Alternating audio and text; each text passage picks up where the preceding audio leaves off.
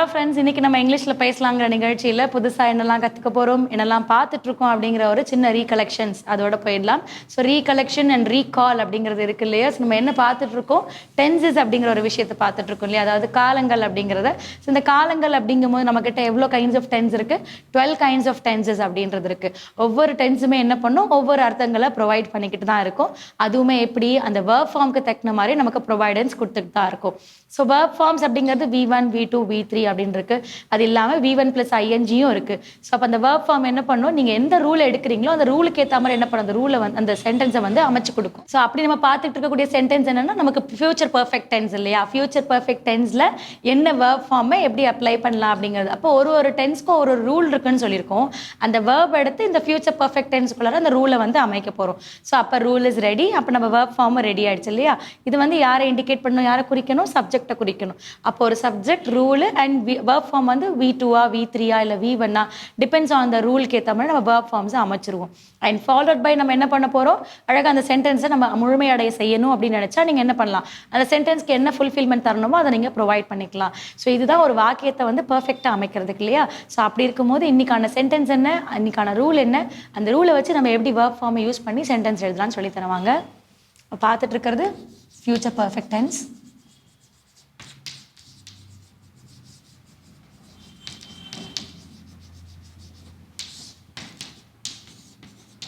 So எக்ஸ்க்ளூசிவாக எதை பற்றி பார்க்குறோம், பாசிட்டிவ் அஃபர்மேஷன்ஸ் இல்லையா?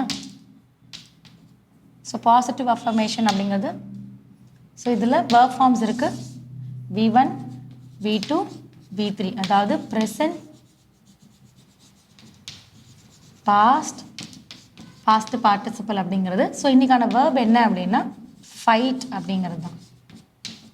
ஸோ ஃபைட் அப்படின்னாலும் என்ன, சண்டை இல்லையா? நம்ம சண்டை போடுறது. ஸோ அதே மாதிரி V2 வந்து ஃபாட், V3யுமே நமக்கு என்ன, ஃபாட் தான்.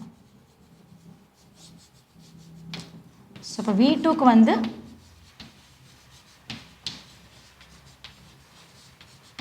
சண்டையிட்டார். V3 ஃபாட்ன்னு இருக்குது இல்லையா, சண்டை.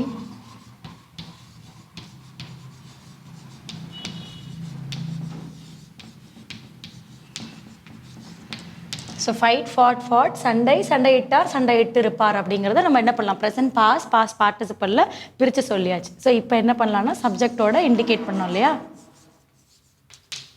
இப்போ I, we, you and he, she, they, it.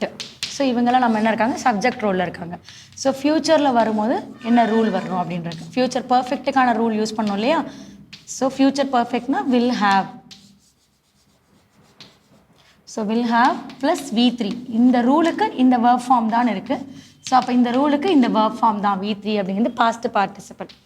So எக்ஸாம்பிள்னும் போது சப்ஜெக்ட் ஒரு she எடுக்கிறேன், will have எடுக்கிறேன், she will have fought. So she will have fought அப்படிங்கும் போது அவள் சண்டையிட்டு இருப்பாள், அவ்வளோதான். இதையே நீங்கள் இந்த சென்டென்ஸை வந்து கம்ப்ளீட் பண்ணோம் அப்படின்னா she will have fought with me. யாருடன் சண்டை போட்டா, she will have fought அப்படின்னா அவள் சண்டையிட்டு இருப்பாள்.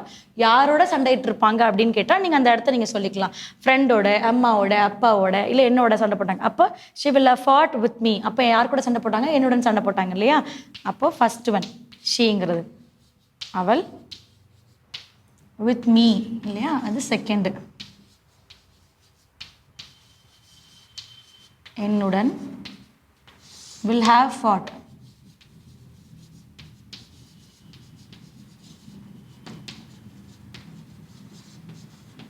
சண்டையிட்டிருப்பாள். ஸோ இங்கே வந்து நம்ம அவள், ஷீங்கிறத குறிக்கிறதால will have foughtங்கிற இடத்துல இருப்பாள் அப்படிங்கிறத நம்ம குறிக்கிறோம். அப்போ என்னுடன் அப்படிங்கும்போது வித் மீ சொல்லியாச்சு.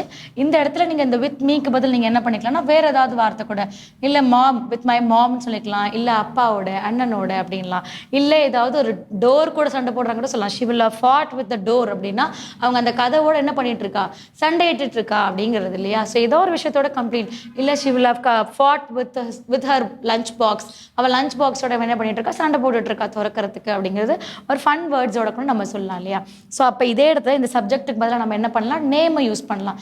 ஸோ அந்த ஷீங்கிறது நீங்கள் டைரெக்டாகவே நேம் சொல்லணும்னா யாரை சொல்கிறீங்களோ அவங்களோட நேமு வில் ஹேவ் ஃபாட் அப்படின்னு சொல்லியாச்சு.